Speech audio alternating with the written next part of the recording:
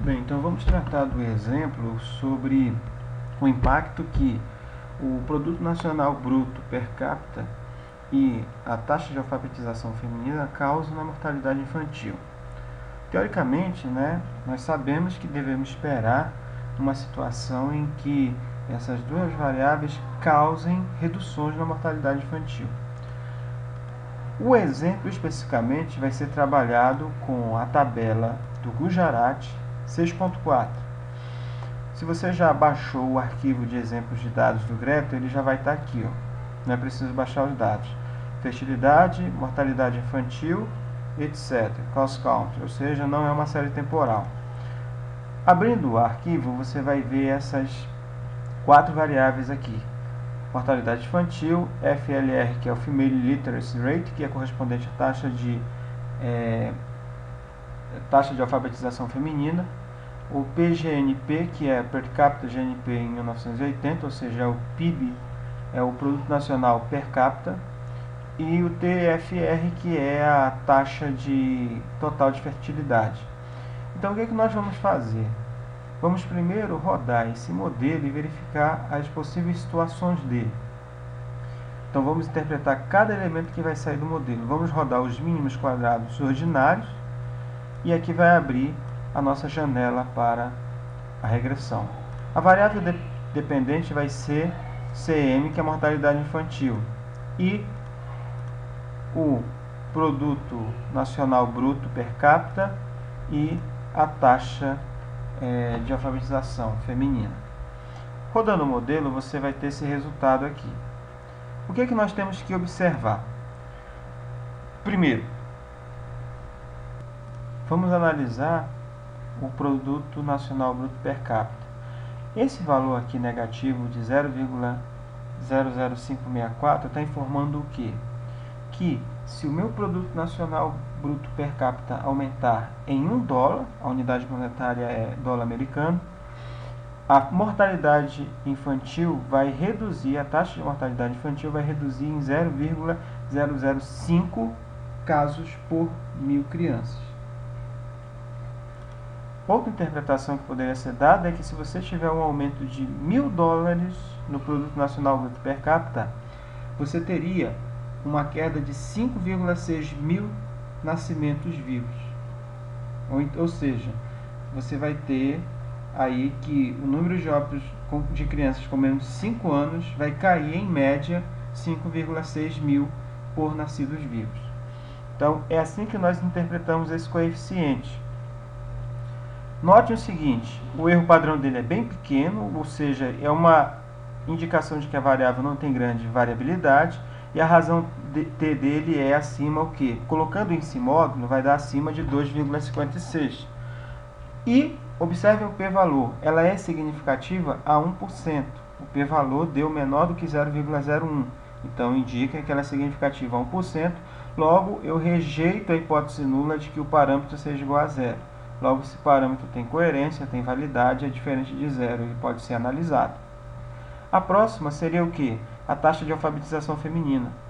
Se você tiver um aumento de 1 ponto percentual na taxa de alfabetização feminina, mantendo constante o Produto Nacional Bruto, a mortalidade infantil vai reduzir em 2,23 por 1.000 nascidos vivos. Então, é essa interpretação que nós temos que fazer em relação à taxa de alfabetização feminina. Ela tem um erro padrão relativamente baixo, uma razão T altíssima e um p-valor baixo também, indicando que ela é significativa a 1% de probabilidade, e ela também rejeita a hipótese nula, logo esse coeficiente é diferente de zero. Algumas coisas interessantes de se analisar o modelo, por exemplo, é que se o Produto Nacional Bruto e a taxa de alfabetização feminina ambos fossem zero, não tivesse variações nenhuma nela, o número de óbitos seria de cerca de 263 mil por nascidos vivos, que é isso que está dizendo essa constante aqui. Mas só que esse valor é um pouco complicado de se analisar. Você pode também observar o seguinte, você tem aqui algumas estatísticas importantes. O R², ele está dizendo que as variações que você tem no Produto Nacional Bruto e na taxa de alfabetização feminina explicam 70,76% das variações em quem? Na mortalidade infantil. Então é isso que o R² está informando. Daqui a pouco nós vamos verificar como é que se analisa esse R² ajustado. É a mesma interpretação, só que ele leva em consideração enxugar o número de variáveis no modelo, vamos dizer assim. A estatística F informa o quê? Que pelo menos das variáveis independentes são diferentes de zero, ou seja, um desses coeficientes pelo menos é diferente de zero. É isso que indica o valor F alto e também o p-valor do F, que é baixíssimo, ou seja, significativo a 1%. Então, esses elementos que a gente tem que analisar primeiramente no modelo. Agora, será que todo esse modelo teria validade? Nós poderíamos pedir um teste de normalidade dos resíduos e verificar se eles são normais. Olha a distribuição gráfica aí dos erros. Percebe-se que ele tem uma distribuição normal quase que praticamente ajustada aqui com a curva de densidade de normalidade. Observem também que o Q² foi baixo e também não significativo a 1%, nem a 5% nem a 10%.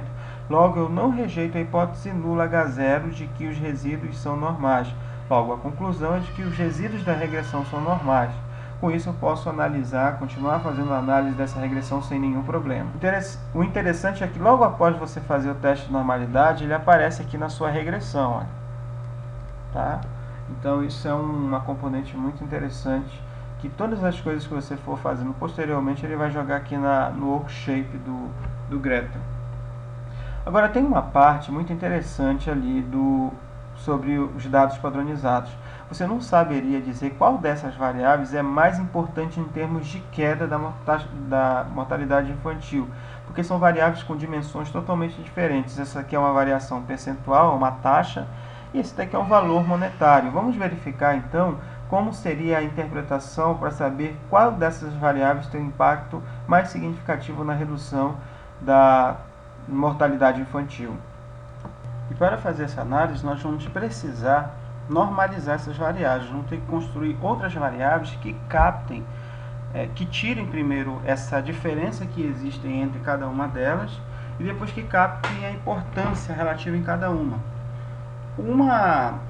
Inclusive, que se encontra no livro do Gujarati bem especificado, é você trabalhar com o desvio em torno da média dividido pelo desvio padrão da variável. Então, vamos criar, vamos definir nova variável e vamos criar essas variáveis. Primeiro, vamos criar a variável para taxa de mortalidade infantil. Eu vou chamar de P, taxa de mortalidade infantil, que vai ser a padronizada da taxa de mortalidade infantil. Isso vai ser igual, então, abra um parêntese, quem é a taxa de mortalidade? É o CM, menos a média, min, de CM, tudo isso dividido por SD, que é o desvio padrão de CM. O SD é a função para se calcular o desvio padrão dentro do Greta.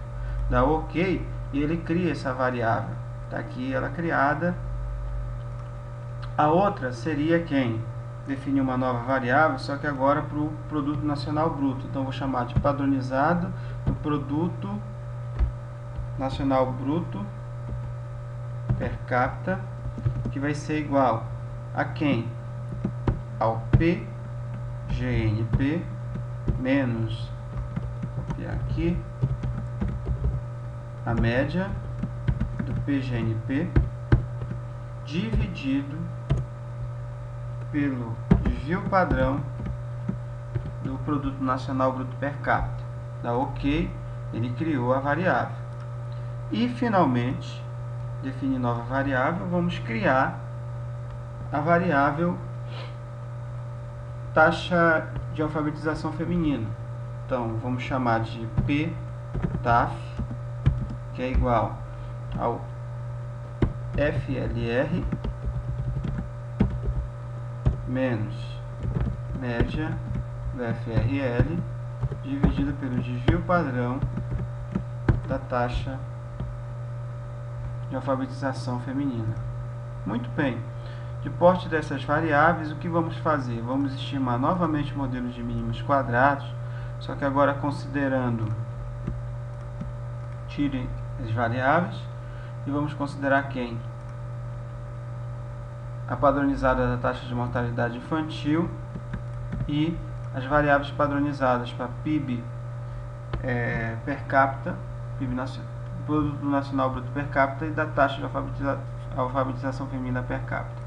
Deu ok, e olha que interessante, você tem essa outra regressão aqui, que vai mostrar, então, essas variações em termos de desvios. Todas elas têm que ser analisadas em termos de desvios padrões. Então, o que vai acontecer nesse resultado aqui, que também é significativo? O aumento no desvio padrão do Produto Nacional per capita, mantido constante a taxa de alfabetização feminina, gera uma queda no desvio padrão da mortalidade infantil de 0,2025. A mesma coisa vai acontecer com a taxa de alfabetização feminina, mantido o Produto Nacional Bruto constante, é de que, se houver um aumento de um desvio padrão na taxa de alfabetização feminina, a mortalidade infantil cairá em 0,7638 desvio padrão. Como essas variáveis são normalizadas e elas representam praticamente a mesma coisa, ou seja, estão na mesma escala entre elas, nós identificamos que a importância da educação feminina tem um impacto maior na redução da taxa de mortalidade infantil, inclusive maior do que a variável econômica. Então você pode verificar que a magnitude do impacto da taxa de alfabetização feminina é maior do que o impacto econômico, ou seja, no Produto Nacional Bruto per capita. É assim que nós avaliamos então esse modelo.